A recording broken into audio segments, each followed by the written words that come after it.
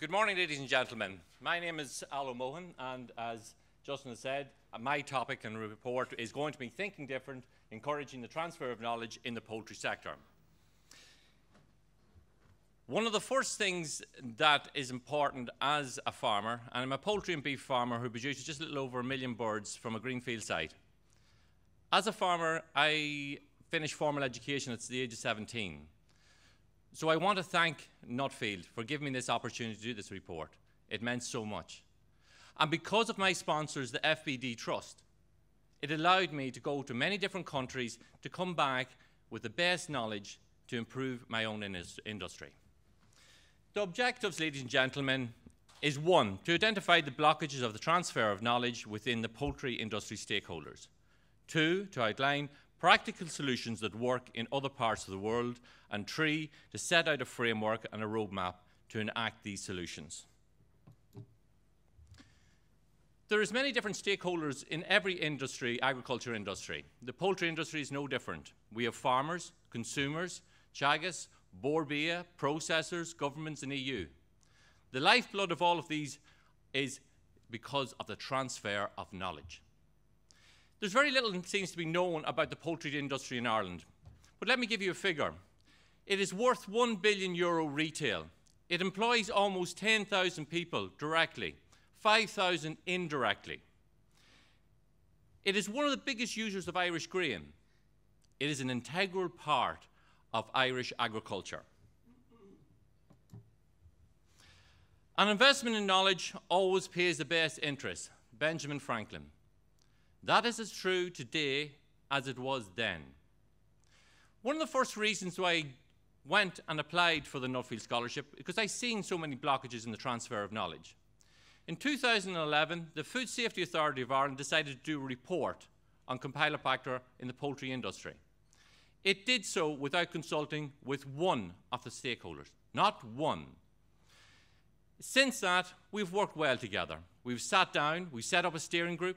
We have processors now on that. We have farmers. We have retailers.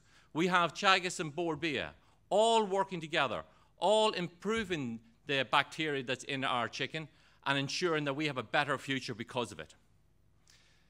Nuffield, I suppose, is not all about reports. It's about travelling. And we had an absolutely fantastic time. And I would encourage anybody to do it. From being in Canada, which was quite cold, I met with some of the leaders of the farmers over there, and they have a fantastic system called supply management, very similar to the quota systems that we have here in Ireland that are about to be phased out. But it leaves their farms very strong. It leaves them very strong in how they communicate with the consumer. I also went to Australia, and I was very fortunate to talk over there to the PICS conference where there was over 1,400 delegates. And I had an absolutely fantastic time meeting with processors, different universities, the Department of Agriculture over there, Nuffield scholars, and I travelled from Brisbane to Adelaide, over to Sydney and back to Brisbane again. I also went to Belgium and met with different MEPs and explained the different problems with the transfer of knowledge from government to the EU, and met with cabinet members of the European Commission. Furthermore, I went to Holland and also went to the UK. One of the things about the UK, ladies and gentlemen, is nobody can say that they haven't come across a few food scandals in their time. If you think of it, the foot and mouth, they had the horse meat scandal, they had the BSE, and even in the poultry sector, they came under a serious pressure with celebrity chefs and media. But they took it head on. And one of the tools they used was a system called the passport system, an education and training system. And one of the things that we all worry about when we look at training systems is that we have that intergenerational gap between young and old. And how do you overcome that? How they overcome it, they built the foundations of their whole training and education on the experience and the knowledge of the older farmers. They allowed then it to be built on with welfare modules, with biosecurity modules. Because education isn't at one select time in life. It's something that continuously goes on throughout our life. In relation to welfare, the improvements in that over the years. In relation to biosecurity, how that changes. Well, so should our education and training, and that should be at a continuous basis. As a poultry farmer, one of the most important places in the world for poultry is Holland. After visiting a company called Fancom, who are software developers, and they are absolutely really thinking outside the box. The European Union came out with a welfare directive for poultry, and in it, it was a very one-dimensional how they looked at welfare. The Fancom looked at this and said, we need to put science behind welfare. We need to bridge that blockage between farmers and their stock and right back to the consumer. And how they'd done that was actually putting figures on welfare by monitoring gases, by monitoring the water, by monitoring the bird movement, by monitoring the temperature of the bird. All about putting figures on welfare and showing the importance of why we farm the way we farm today. Another company that really thinks outside the box was Ventomatic. And if you see in that slide there, that lovely free-range chickens there out in the open, except they're not out in the open. That's artificial grass there. That's a canopy over it. None of them are out in the open. It's actually one of the most intensive livestock systems you'll ever see. It's a multi-tiered layer system. They sell those chickens and the eggs at a premium because it's the way they sell it and the way they transfer the knowledge of modern farming to the consumer. And that's what we need to do. Transfer our knowledge of how we farm modernly to the consumer in a different light. When we're looking at anything in agriculture, we should step outside and what people are seeing from outside of our industry looking in. One of those people was Dennis O'Brien, the CEO of Communicorp. And I talked to him about agriculture and about the transfer of knowledge. And the first thing he talked about, and he really had his fingers on the pulse of Irish agriculture and how important it was to rural Ireland. And he talked about, as his company, he always invested in technology. He made sure that that was the most important way to keep ahead of his competition. He said if Ireland were to remain premier producers of safe, healthy and affordable food, then we needed to stay ahead in technology. But we also needed our farmers to stay to the forefront of education and training. The Minister, Simon Coveney, the Minister for Agriculture, was absolutely fantastic and very accessible throughout my report.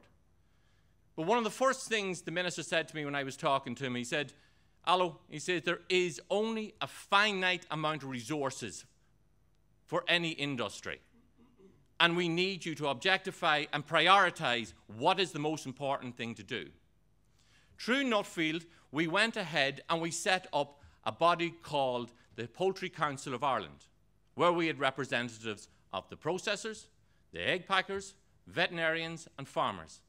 We came back to the Minister and he was glad to see us the way we came back with one voice. And we'd filtered out a lot of the noise from our different sectors and he prioritised what we needed.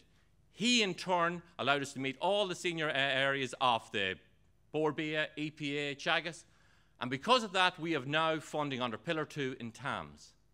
And I believe that will be the same vehicle that we will use to get the passport system through. Thinking different, ladies and gentlemen, is a phrase that was coined by Apple. I was very fortunate and very honoured to have Jerry Maddock, the designer of the original Apple Mac computer. As you can see him with Steve Jobs, he was one of the original 6 in Apple. And his first time on a poultry farm was in Ireland. And I had absolute fantastic, the knowledge he had all about and so many different things. But again, he stopped me in my interview very, very quickly when I started talking about the problems. He says, you don't have a problem. What you have is an opportunity to do things better. So that really stopped me in my tracks. And the way he looked at it, he says, if you think about it, if you're going to the difference between surviving and thriving, it all comes down to how you transfer knowledge. It all comes down on how you educate and train yourself throughout your life. And because the poultry industry is probably little known about it, I want to take you back to the very start. In 1924, a woman made a mistake by ordering 500 chickens instead of 50 chickens. A woman called Celia Steele. Now, she had to think different. She had to educate and train herself on how to deal with those 500 chickens. She had to house them, she had to water them, she had to do something that completely different. So successful was it. By 1927, her husband and her were able to produce 25,000 birds. In 1927. Now, because she transferred that knowledge to other farmers, to other feed mills, to processors, and throughout the world, today it is one of the most affordable proteins and most consumed meat. Overall, the conclusions are quite simple, and a lot of them overlap each other. And some of them we've already put into practice, but the recommendations are a little bit smaller. You need, as any industry, to talk with one voice. We need to filter out a lot of the noise and allow different areas to prioritize what we do. We need a system that overcomes that intergenerational gap between young and old and recognize the knowledge and experience of older farmers that are in the business a long time. And we need to ensure that how we sell modern farming to our consumers. One of the things we've done was an event called the Taste of Cavan, where we have the primary producers, the farmers, all volunteering to go to this show. And we talk to the consumer. We have the farmer explaining his job about how he does modern farms. We have the co-op telling them how important to have primary producers and how important it is the amount of jobs that created it.